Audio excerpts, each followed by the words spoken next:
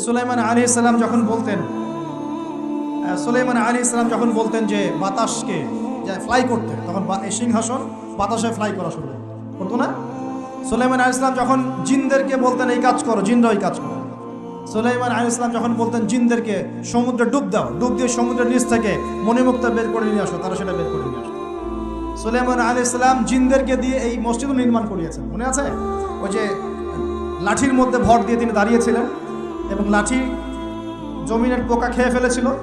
আর সুলাইমান আলাইহিস সালাম তখনই কিন্তু ইন্তেকাল করেছেন। যখন পড়ে গেলেন তার দেহটা, তখন জিনরা বলেছিল যে আমরা যদি জানতাম যে সুলাইমান মারা গেছে তাহলে এই শাস্তি ভোগ করতাম না। আছে না কুরআনে? তো সুলাইমান আলাইহিস সালামের সময় তাদের এত ক্ষমতা ছিল যে ওই যে সাবার রানী বিলকিস, মনে আছে হুদহুদ পাখির ঘটনা?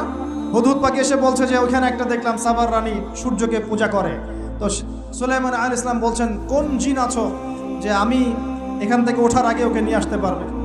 এক জিন বলছে যে আপনি এখান থেকে উঠে দাঁড়ানোর আগেই ওই সিংহাসন নিয়ে চলে আসতে পারবে। কত শক্তি চিন্তা করেন। তো সুলাইমান আলাইহিস সালাম বলছেন এতে হবে না। আরেকজন জিন যার কাছে কিতাবের জ্ঞান ছিল, মানে সে আলেম ছিল, সে বলছে যে আপনার উঠতে হবে না, চোখের পলক ফেলার আগেই এটা হাজির হয়ে যাবে। সুবহানাল্লাহ।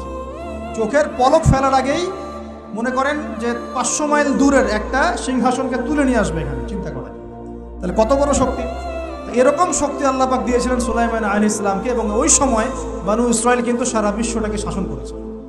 এখন এরা মনে করে যে শেষে আবার একটা সময় আসবে যখন তারা আবার এই শাসনটা করবে। ওরা মনে করে একজন মাসিহ আসবে, এবং এই জন্যে তারা দাজ্জালকে মাসিহ মনে করে। কথা কি মিলাতে পারছেন?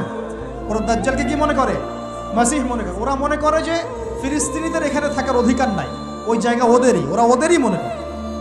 এই কারণেই তো 1914 সাল থেকে শুরু করে যে 2023 পর্যন্ত প্রত্যেক দিন দেখবেন প্রতি বছর ওদের জায়গা বাড়াচ্ছে, বাড়িঘরগুলো ভেঙে দিচ্ছে, মা বোনদেরকে বের করে দিচ্ছে, ভাইদেরকে হত্যা করছে না?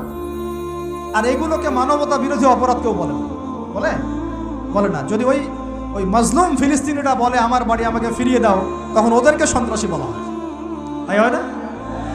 তো এখন আসলে কি হবে, বিষয়টা কি হবে? এখন নতুন টাটকা ইস্যু চলছে, তারা বলছে প্যালেস্টাইন থেকে দেখলেই গুলি মেরে দেবে। এখন কি হবে? এখন শোনেন কি হবে। আমরা বলছি কোরআন এবং হাদিস থেকে বলছি কি হবে। এই জুলুম নির্যাতন হয়তো আরো বাড়বে। কি হবে? আরো বাড়বে। আর মুসলিমদের যে অধঃপতন চলছে, আমাদের দোষের কারণে এই অধঃপতন আরো বাড়তে পারে। একটু দেখাচ্ছি। মুসলিমরা কি এখন 5 ওয়াক্ত নামাজ সবাই পড়ে? মুসলিমদের মধ্যে সবাই কি আল কোরআন পড়তে জানে? মুসলিমদের মধ্যে সবাই কি হালাল খায়? মুসলিমদের মধ্যে সবাই কি পর্দা করছে? মুসলিমদের সবাই কি আল্লাহর দ্বীন প্রতিষ্ঠার চেষ্টা করে? আমরা কি সত্যি সত্যি আগের সেই প্রজন্ম ধরে রেখেছি, না অনেকটা অধঃপতন হয়েছে আমাদের? হয় নাই? হয়েছে কি হয় নাই? আমরা আসলে আমাদের নিজেদের আধ্যাত্মিকত্ব, আমাদের ঈমান, আমাদের আমল এগুলোকে কমিয়েছি।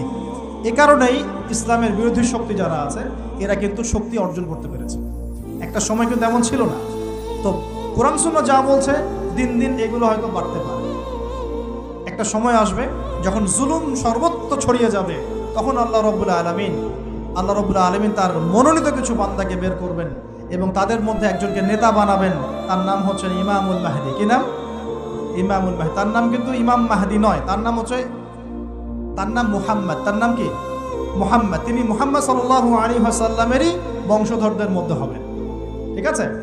এবং তার নাম হবে মুহাম্মদ, বাবার নাম হবে আব্দুল্লাহ, মায়ের নাম হবে আমিনা। একদম নবী সাল্লাল্লাহু আলাইহি ওয়াসাল্লামের মতোই। তার হাত ধরে মুসলিমরা ইনশাআল্লাহ এই জুলুমের বিরুদ্ধে লড়বে, এবং ইনশাআল্লাহ ওই যে জায়গায় সারা বিশ্বে যে জুলুম দেখছেন এগুলো আস্তে আস্তে উঠে যাবে এবং তারা বিশ্বের উপর রাজত্ব কায়েম করবে ইনশাআল্লাহ। এরপরে বের হবে মাসিহুদ দাজ্জাল। কে বের হবে? দাজ্জাল। এ আবার কে? যাকে নবী সাল্লাল্লাহু আলাইহি ওয়াসাল্লাম বলেছেন যে পৃথিবীতে তার মতো বড় কোনো ফিতনা আসে নাই। সে পৃথিবীতে এসে খোদা দাবি করবে, বলবে আমি আল্লাহ। কি বলবে? আমি আল্লাহ। সে এক হাতে জান্নাত এক হাতে জাহান্নাম নিয়ে ঘুরবে। মানে সত্যিকারের জান্নাত জাহান্নাম নয় এটা হচ্ছে যে তাকে মেনে নিবে সে তার কোনো ক্ষতি করবে না, তাকে সুখ শান্তিতে রাখবে, এই জান্নাত। আর যে তাকে মানবে না তাকে সে ধ্বংস করে দিবে, এটা জাহান্নাম, আযাব। জান্নাতকে হাতে নিয়ে ঘোরা যায়? রূপক অর্থে বলা হয়েছে। সে বৃষ্টি দিতে পারবে, সে ফসল বেশি। এত স্পেসিফিক জ্ঞান দেওয়া হয়েছে আল্লাহর পক্ষ থেকে নবী সাল্লাল্লাহু আলাইহি ওয়াসাল্লামকে। তার হাদিস থেকে বলছি ডালিমের নিচে পরিবার আশ্রয় নিতে পারে।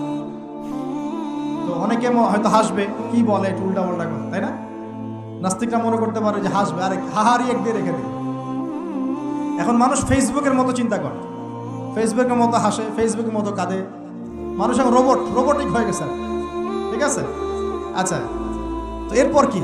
এরপরে বরকতের এই সময়টা শেষ হয়ে যাবে কখন? যখন মানুষ আবার সেই জেনা, পাপ, শিরিক, কুফর এগুলোতে লিপ্ত হবে। আল্লাহ রাসূল বলছেন এমন একটা মানুষও বাকি থাকবে না, একটা মানুষও না যে খালি লা ইলাহা ইল্লাল্লাহ কালিমাটা পড়তে জানে, এমন একটা মানুষও বাকি থাকবে না। বলেন নাউযুবিল্লাহ।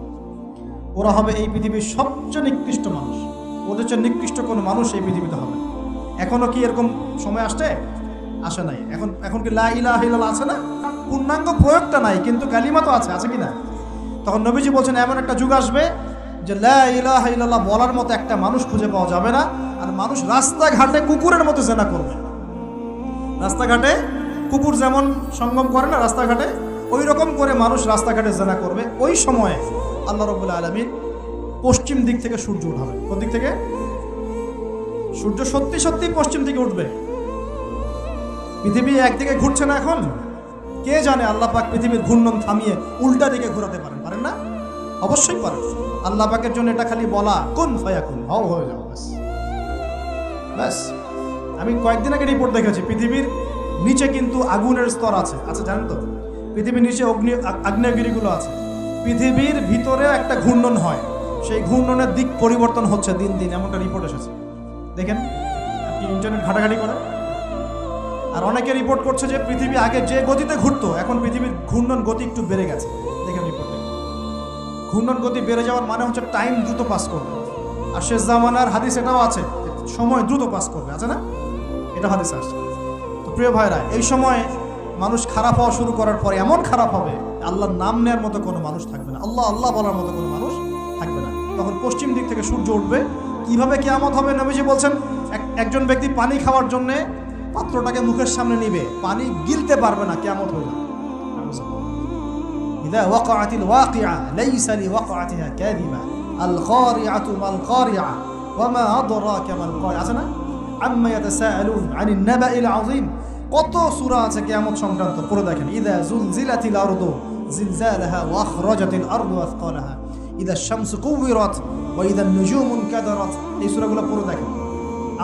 আম্মা পাড়ার শেষ পাড়াটা, যেটা 30তম পাড়া, এর সূরাগুলো পড়ে দেখেন। কিয়ামত চোখে দেখতে পারবেন ইনশাআল্লাহ। সিংহায় ফুঁক দেওয়া হবে। আল্লাহ পাকের ফেরেশতার এত ক্ষমতা আল্লাহ দিয়েছেন, একটা ফুয়ে পুরো মহাবিশ্ব ধ্বংস হয়ে যাবে ইনশাআল্লাহ। চারটাখানি কথা নাকি? দ্বিতীয় ফুৎকারে আবার সবাইকে জীবিত করা হবে। এবং এই যে দুনিয়ার জীবনটা আমরা কাটাচ্ছি, এই 30, 40, 50, 60, 100 বছরের জীবন, এই জীবনের এক একটা হিসেব আল্লাহর সামনে দাঁড়িয়ে সেদিন দেওয়া লাগবে।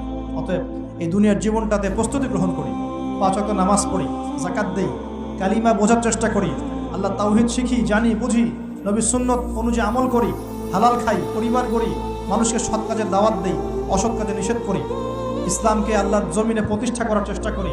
আল্লাহ পাক যা দিয়েছেন, জানমাল, সময়, শ্রম, আল্লাহ পাক যা দিয়েছেন, ক্ষমতা, প্রতিপত্তি, সম্পদ, এগুলোকে আল্লাহর দ্বীনের জন্য ব্যয় করি। ইনশাআল্লাহ দুনিয়া সফল হব, পরকালে সফল হব ইনশাআল্লাহ আযজা ওয়া জাল্লা। আল্লাহ পাক আমাদের সবাইকে সমকালীন ফিতনাগুলো সম্পর্কে সচেতন থাকার তৌফিক দান করুন, এবং এই রমজান আসন্ন রমজানে পরিপূর্ণরূপে ইবাদত করার তৌফিক দান করুন, এবং এই ইবাদত এবং শিক্ষাগুলোকে সারা বছর ধরে রাখার তৌফিক দান করুন, এবং জামানা সম্পর্কে সচেতন থেকে আগামী দিনে যা হবে সেভাবে পদক্ষেপ নেওয়ার তৌফিক আল্লাহ পাক দান করুন। আমিন।